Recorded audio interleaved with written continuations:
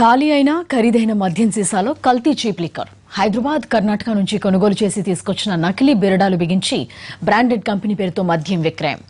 ఇది ప్రకాశం జిల్లాలో జోరుగా సాగుతున్న కల్తీ మద్యం దందా. కనిగిరి, ఒంగోలులోని బయటపడిన ఈ అక్రమ ప్రాణాంతక వ్యాపారం కలకలం రేపుతోంది. కల్తీ మద్యం వ్యాపారం ప్రకాశం జిల్లాలోని పలు ప్రాంతాల్లో వ్యాపారులకు కాసుల పంట పండిస్తుండగా మందుబాబుల జేబుల్ని గొల్ల చేయటమే కాకుండా వారి ప్రాణాల మీదకు తెస్తోంది.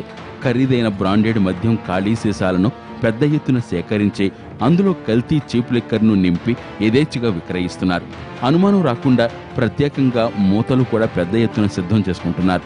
వాటికి లేబుల్ కూడా వేస్తున్నారు. చూస్తే అది సీలు వేసిన సీసాలాగే ఉంటుంది. లోపల మాత్రం చౌకబారు సరుకే.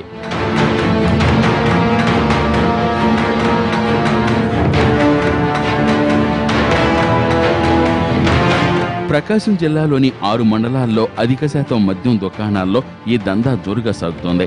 ఎవరికీ అనుమానం రాకుండా పర్మిట్ రూముల్లో నిపుణులైన సిబ్బందితో ఇలాంటి ప్రక్రియ చేయిస్తున్నారు. ఇటీవల కొన్ని కేసులు నమోదైన కల్తీ వ్యవహారాన్ని మానుకోవడం లేదు. తాజాగా ఉస్తంవారిపల్లె, నందిని వైన్స్, హాజీస్పురం, కళ్యాణి వైన్ షాపులపై విజయవాడ నుంచి వచ్చిన ఎక్సైజ్ టాస్క్ ఫోర్స్ బృందం దాడులు నిర్వహించింది.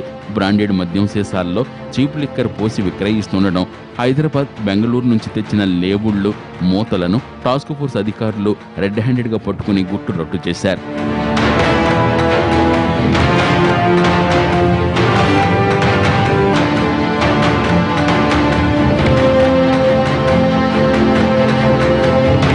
జిల్లాలో అక్కడక్కడ కల్తీ మద్యం బారిన పడి మందుబాబులు ప్రాణాలు కోల్పోతున్నారు. తాజాగా కల్తీ మద్యం తాగి కనిగిరిలో కోటేశ్వరరావు అనే వ్యక్తి మృతి చెందడం కలకలం రేపింది.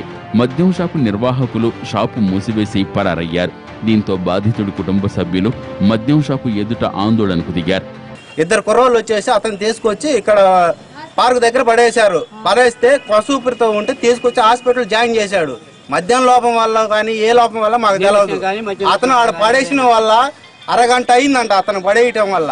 అదే 10 నిమిషాల ముంగట మాకు ఇన్ఫర్మేషన్ చేస్తుంటే అతను బతికేవాడు. మాకు బెల్ట్ షాపుల్లో విచ్చలవిడిగా కల్తీ మద్యం విక్రయాలు సాగుతున్నాయి. వీటి నియంత్రణకు స్థానిక ఎక్సైజ్ అధికారులు ఎలాంటి చర్యలు చేపట్టలేదు.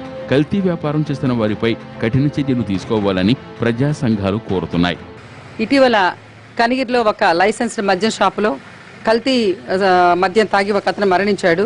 మరి ఇలాంటి కల్తీ మద్యం లైసెన్స్ షాపుల్లో కూడా దొరుకుతుంది అని చెప్పారంటే ఈ మద్యం వ్యాపారుల యొక్క అత్యాశ, దురాశ ఎంతవరకు చేరిందో మనకు అర్థమవుతోంది. ముఖ్యంగా ఇలా లైసెన్స్ షాపుల్లో కల్తీ మద్యం దొరకటం అని చెప్పినట్టు ఎక్సైజ్ డిపార్ట్మెంట్ యొక్క పూర్తి వైఫల్యం అని చెప్పని మేము భావిస్తా ఉన్నాము. ఎట్టి పరిస్థితుల్లో కూడా ఇంకోసారి సంఘటన పునరావృతం అయితే మాత్రం ఖచ్చితంగా ఆంధ్రప్రదేశ్ మహిళా అభివృద్ధి సమితిగా, అట్లాగే మేము నవ్యాంధ్ర రచయితల సంఘంగా దీని మీద ఖచ్చితంగా ఉద్యమిస్తామని చెప్తున్నాము. కల్తీ మద్యం విక్రయిస్తున్నట్లు ఆరోపణలు, ఫిర్యాదులు వస్తున్నా పట్టించుకోవడం లేదు. స్థానిక అధికారులు ఎవరైనా దాడులు చేసి పట్టుకున్నా రాజకీయ ఒత్తిళ్లతో కేసులు పెట్టకుండానే వదిలేయాల్సిన పరిస్థితి. రాష్ట్ర స్థాయి ఎక్సైజ్ అధికారులు, టాస్క్ ఫోర్స్ బృందాలు వచ్చి దాడులు నిర్వహిస్తేనే ఇలాంటివి బయటపడుతున్నాయి. స్థానిక అధికారులు, వ్యాపారులు కుమ్మక్కయ్యారని, ఎక్సైజ్ అధికారులు మామూళ్ల మత్తులో జోగుతున్నారని ఆరోపణలున్నాయి. కల్తీ మద్యం వ్యాపారంపై కఠిన చర్యలు తీసుకోకపోతే మరింత మంది ప్రాణాలు కోల్పోయే ప్రమాదం పొంచి ఉంది.